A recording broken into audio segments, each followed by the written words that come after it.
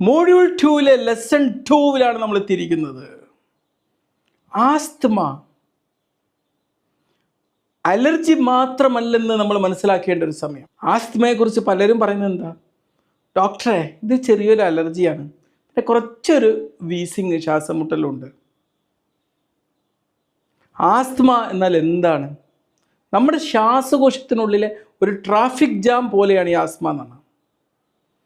നമുക്കറിയാം, നമ്മുടെ ശ്വാസകോശത്തിലൂടെ വായു വളരെ സ്വതന്ത്രമായി പോകണം.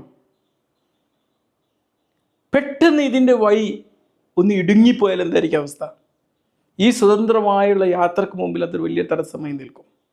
അതുകൊണ്ടാണ് ഈ ഒരു ക്ലാസ്സിൽ നമ്മൾ ചില കാര്യങ്ങൾ പഠിക്കാൻ പോകുന്നത്. എന്താണ് ആസ്തമ?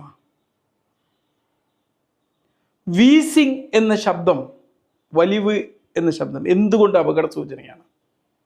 എപ്പോഴാണ് ആസ്തമ അപകടകരമാക്കുന്നത്? എന്താണ് ആസ്തമ? ആസ്തമ എന്ന് പറഞ്ഞാൽ ഒരു ക്രോണിക് റെസ്പിറേറ്ററി ഡിസീസാണ്. ദീർഘകാല അടിസ്ഥാനത്തിൽ നിലനിൽക്കുന്ന ഒരു ശ്വാസനാള രോഗം. ശ്വാസനാളം ഒരു റബ്ബർ പൈപ്പ് എന്ന് കരുതുക.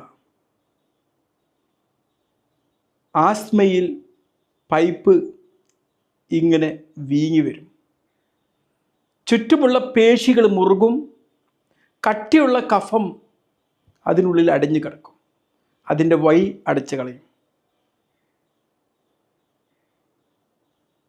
അതിൻ്റെ ഫലമായിട്ട് എന്താ സംഭവിക്കുക? വായു അതിലൂടെ വളരെ കഷ്ടപ്പെട്ടിട്ടാണ് യാത്ര ചെയ്യുക. ആസ്തമയിൽ കാണുന്ന സാധാരണ ലക്ഷണങ്ങൾ എന്തൊക്കെയാണ്?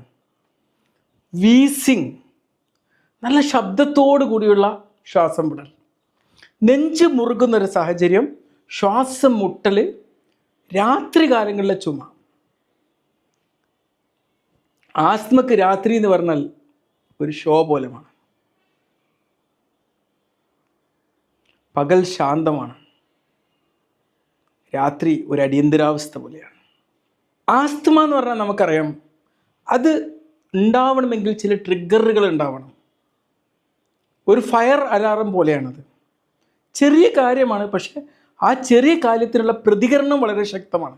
ചിലപ്പോൾ ജസ്റ്റ് ഒരു പൊടി ശ്വസിച്ചിട്ടേ ഉണ്ടാവുള്ളൂ, അപ്പോഴേക്ക് ശ്വാസം മുട്ടലും കൊണ്ട് തുടങ്ങിയിട്ടുണ്ടാവും. സാധാരണക്കാരന് ആസ്തമയുടെ ട്രിഗറുകൾ എന്തൊക്കെയാണ്?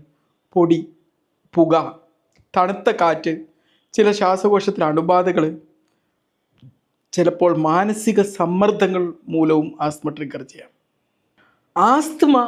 ആസ്തമ എപ്പോഴാണ് അപകടകരമാവുന്നത്?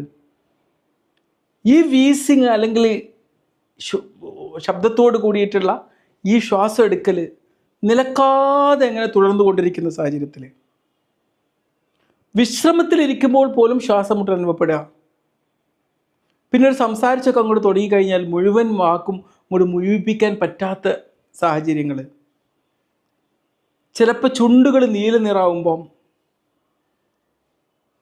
ഇൻഹേലർ സഹായിക്കാതിരിക്കുമ്പം,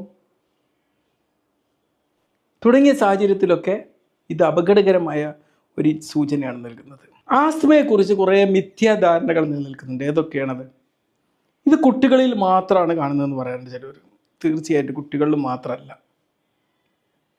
ഇൻഹേലർ ഇങ്ങനെ സ്ഥിരമായിട്ട് ഉപയോഗിച്ച് കഴിഞ്ഞാൽ അതിന് നമ്മൾ മയക്കുമരുന്നിനൊക്കെ അടിമയായി പോകുമെന്നൊരു സംശയമുണ്ട്. ഒരിക്കലുമില്ല.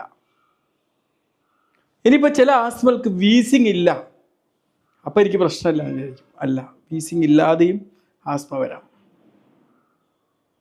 ചിലപ്പം ആസ്തമ ഒരു നിശബ്ദമായ കൊലയാളിയായിട്ട് മാറാം.